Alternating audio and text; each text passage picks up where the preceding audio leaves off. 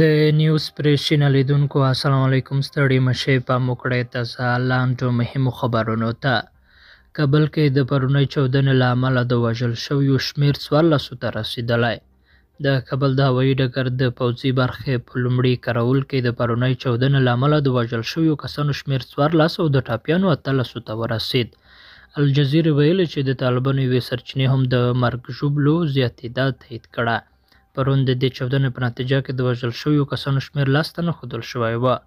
چاودنه پرون سهار د کابل ښار نظامي هوایي ډګر په بهرني کارول کې وشوه چې یو شمېر کسانو ته یې مرګ ژوبله واوښته. او هلمند کې د یوې مرمۍ د چاودنې په پیښه کې 3 کسان ټپیان شوي دي.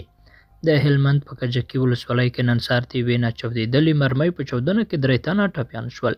د هلمند لپاره د طالبانو د اطلاعاتو فرهنګ ریاست وایي د پیښه هغه مهال وشوه چې څو تنو د ځان د تودولو لپاره خشو ته ور ورته کړ، خو خبر نه و چې د اور په ځای کې ناچاودېدلې مرمۍ شته.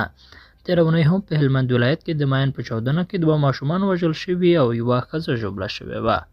قدرمنو لیدونکو له ملتیا مننه.